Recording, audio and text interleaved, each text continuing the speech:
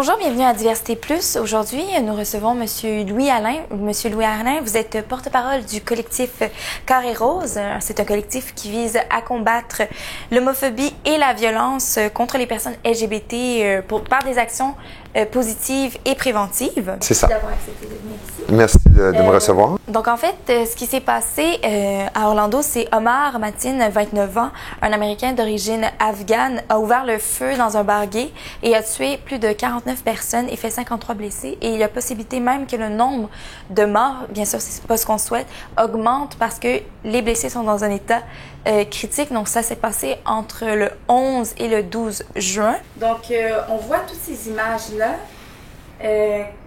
Comment on réagit? Comment vous vous sentez par rapport à toutes ces images-là? C'est sûr que ça a été le dernier 36 heures a été extrêmement difficile, je pense, pour n'importe quelle personne LGBT sur la planète. Moi, je suis militant depuis plusieurs années. Je passe plusieurs heures par jour sur la page Facebook du collectif Carré Rose. Le collectif travaille en plusieurs volets. La page Facebook, c'est le volet éducation. Alors, on partage les nouvelles gays qu'on trouve sur la toile, des nouvelles internationales quand même. On veut dire aux gens, ça c'est l'enfer en Ouganda pour les gays. C'est moins pire dans certains pays. La Russie, c'est un autre enfer. C'est important de savoir comment que ça se passe ailleurs pour voir, pour s'ajuster les actions qu'il y a ici.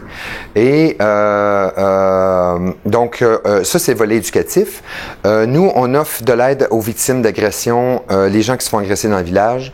Ce ne sont pas toutes des agressions homophobes. On a des 23 personnes depuis 2 ans.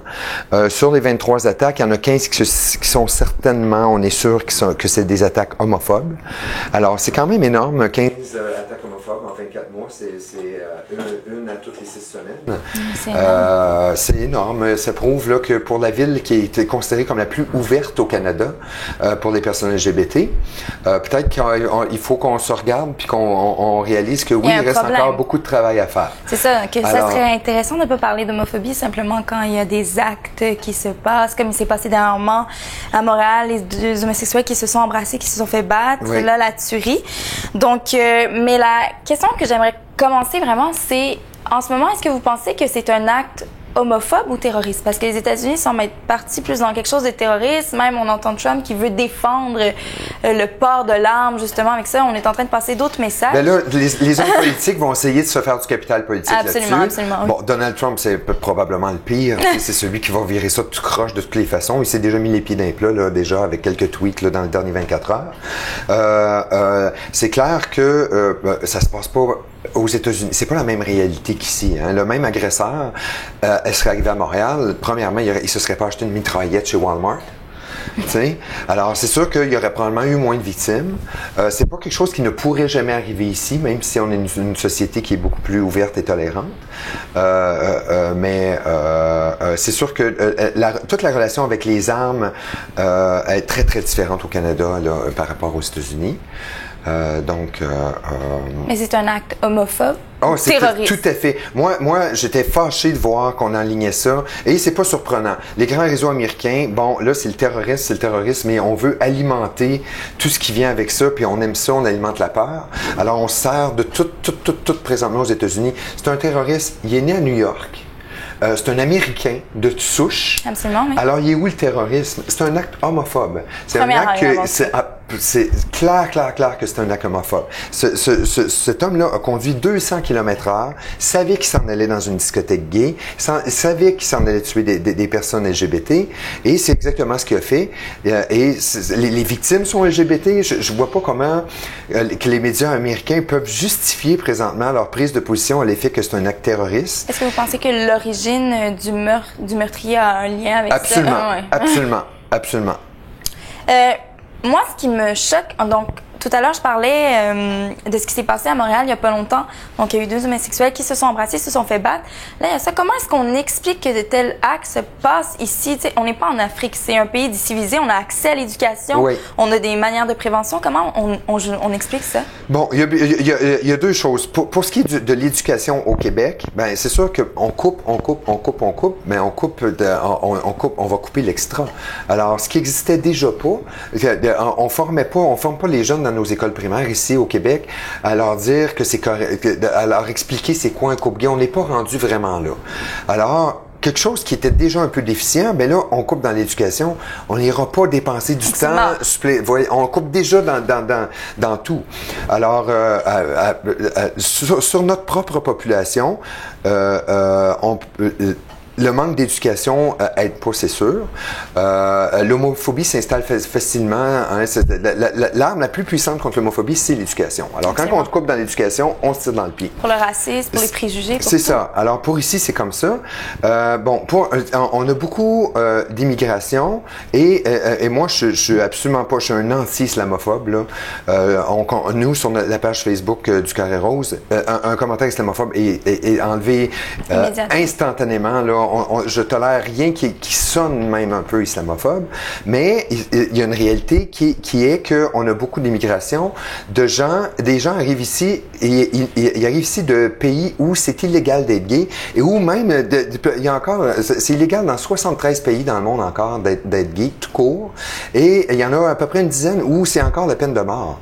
Et il y a des gens qui migrent ici de ces pays-là. Alors c'est juste important à leur arrivée ou même avant qu'ils s'en viennent, qu'on les informe. Au Canada, l'homophobie est inacceptable, autant qu'elle est acceptable dans certains autres pays, ici elle ne l'est pas.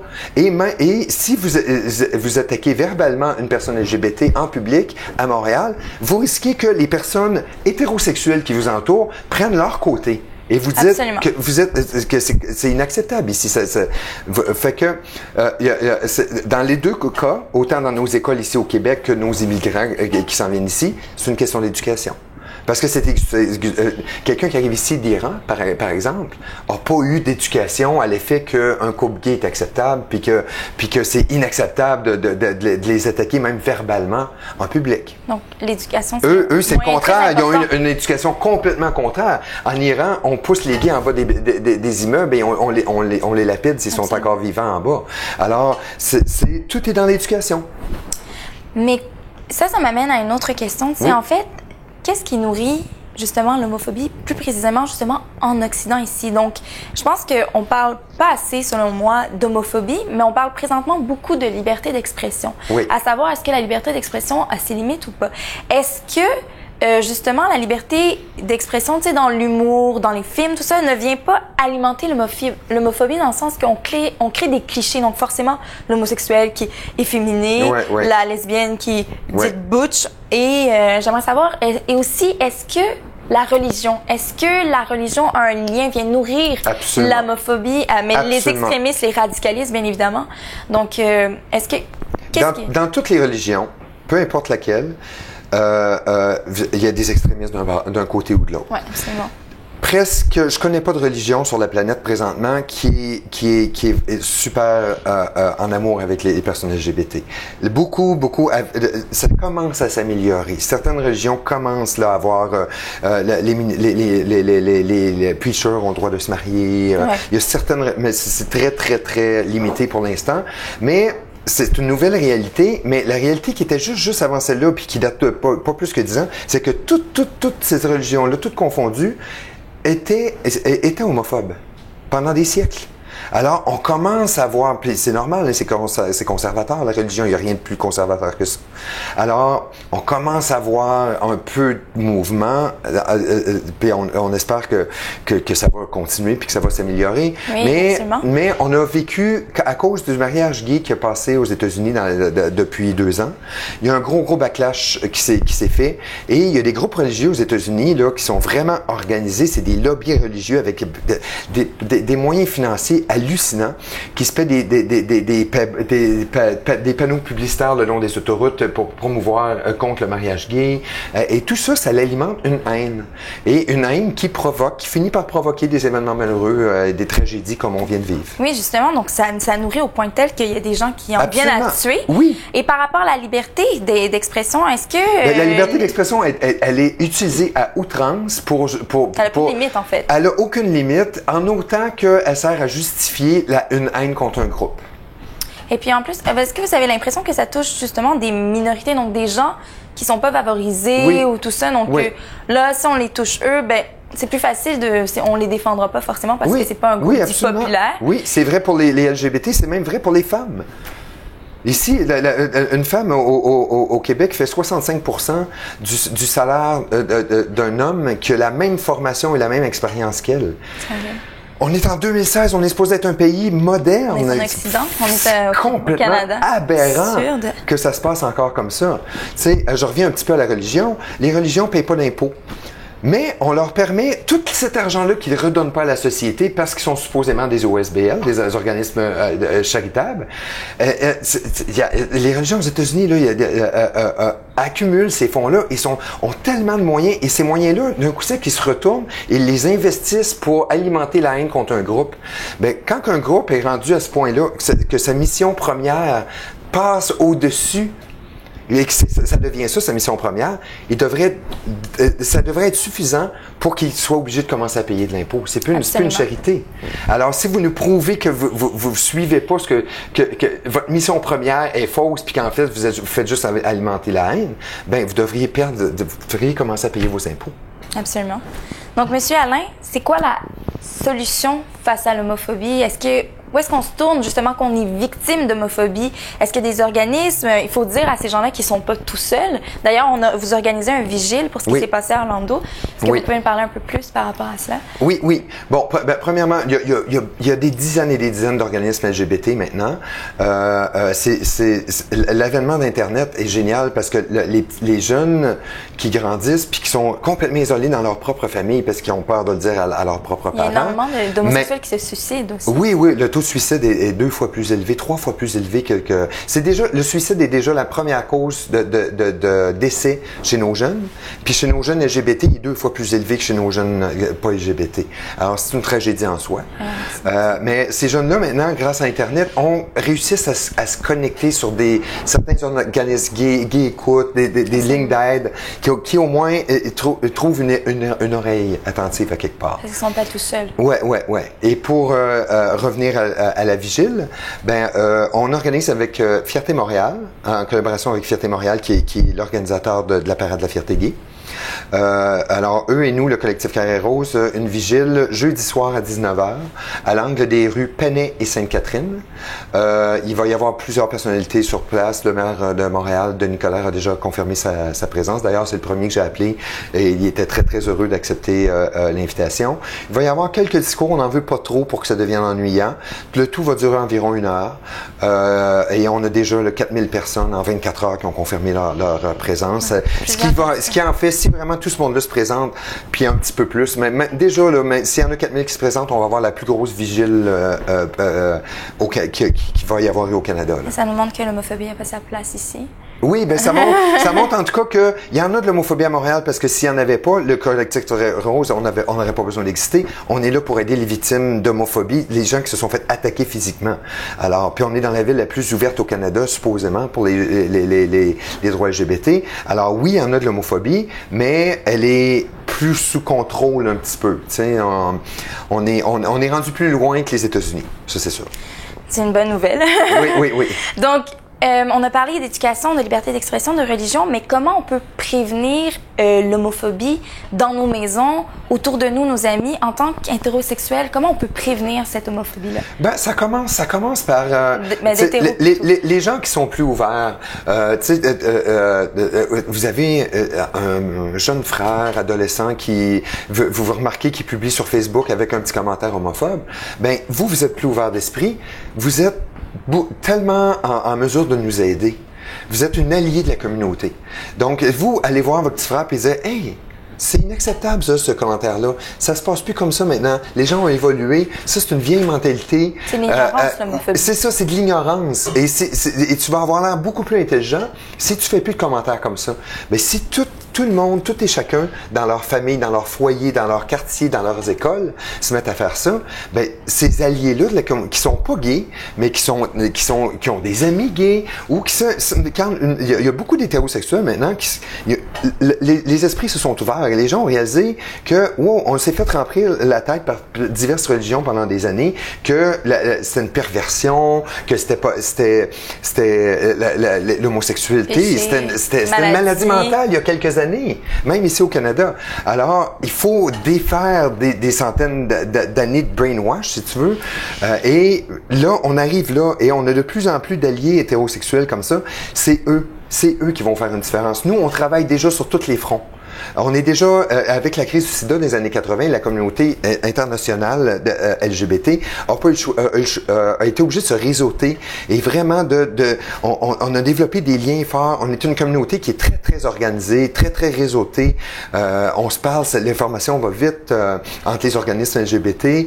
Donc, les gens là qui vont vraiment faire une différence à partir de maintenant, c'est des gens comme vous, des gens hétérosexuels qui ont décidé que ça n'a pas d'allure. C'est comme le racisme des années 50. Il y avait beaucoup la communauté blanche s'est soulevée contre le racisme aux États-Unis. Puis il y avait raison. On n'avait pas besoin d'être noir pour. C'était le gros bon sens. Ça n'avait aucun bon sens. Même ce qui se passe encore aujourd'hui, c'est encore très, très, très raciste, les États-Unis. Alors, qu'est-ce qui change ça? C'est justement des Blancs qui disent hey, ça n'a pas d'allure, puis c'est inacceptable. Puis et qui convainquent petit peu par petit peu. Et, tu sais, moi, je me souviens, tu sais, moi, je suis né, j'ai grandi dans les années 70, on entendait des jokes de nègres. Tu sais, puis c'était tellement hallucinant. Moi, j'étais jeune, puis ça me dépassait. On n'entend plus ça maintenant. Pourquoi? Parce qu'il y a une éducation qui s'est faite. Parce que pour les gens de race blanche, à un moment donné, on a dit « Hey, des jokes racistes, c'est inacceptable. » Puis ça passe pas dans une conversation chez nous, dans mon salon. Tu sais, ils vont se faire dire « Hey! » Ça commence à arriver pour la communauté gay, le petit peu par petit peu. Et c'est là qu'on va vraiment vivre un changement. Et ça, c'est de l'éducation. Donc, on a une grosse partie, les hétérosexuels, le combat. Vous êtes nos alliés les plus précieux, dans le fond. Et moi, ce que j'aimerais, en fait, souligner comme mot de la fin, en fait, là, ce qu'on voit, c'est des actes comme ça qui vont justement amener, ce que j'entends, donc c'est des homosexuels qui vont peut-être amener à s'auto-censurer, donc qui vont hésiter avant de se prendre la main dans la rue, de s'embrasser. Qu'est-ce qu'on dit à ces gens-là? Je fais ça moi-même. Je suis marié, moi, je suis avec mon mari, ça fait 12 ans, ça fait 7 ans que je suis marié, et en dehors du village, on se tient pas la main. On le faisait, c'est bizarre un peu, on était plus à l'aise de le faire il y a 7-8 ans que maintenant. Peut-être à cause de la vague d'agressions homophobes qu'il y a eu dans le village, ça leur refroidit le monde un peu, ça leur a ramené les vieilles peurs d'avant, parce que le village avant, on se faisait pas attaquer les gays dans le village avant, c'est une nouvelle réalité, ça. Et qu'est-ce qu'on peut dire pour rassurer ces gens-là, quand même, face à ça? Pour rassurer ces gens-là? Oui, pour rassurer... On est obligé de faire, même si on a peur, on est obligé de faire semblant qu'on n'a pas peur, puis d'être sûr de nous, puis de continuer le combat. Tout simplement. Ouais, puis de se rallier, puis de se tenir les coudes. Tu sais. Si aussi, est-ce qu'il y a un endroit où on peut rejoindre le Carré Rose, des contacts Facebook? Oui, absolument. C'est très, très facile. Collectif Carré Rose, c'est une page Facebook. Si vous écrivez en privé vous pouvez écrire un message en privé sur la page. C'est moi qui réponds à tous les messages directement. Tout simplement. Et je passe... j'ai passé 14 heures sur la page hier non-stop. Dans des journées comme hier, là, à chaque fois qu'il y a un attaque homophobe à quelque part, sur la page Facebook, j'écoutais les nouvelles de l'autre oreille, puis je donnais des entrevues avec le téléphone. Mais une journée normale, là, je passe jamais en bas de 4 heures sur la page Facebook, sporadiquement durant la journée, pour m'assurer justement que s'il y a un commentaire islamophobe qui a été placé à quelque part, je l'enlève tout de suite. On veut que notre page soit propre de haine. Merci beaucoup. C'est bon? Oui. Donc, on vous invite bien évidemment à réagir par rapport à ce qui s'est passé, à nous parler d'homophobie et bien sûr à être présent au vigile qui va se tenir jeudi à Montréal. Où est-ce que ça va être? À 19h à l'angle des rues Pennet et Sainte-Catherine dans le village gay. Et on attend là, plusieurs milliers de personnes. Donc, merci beaucoup.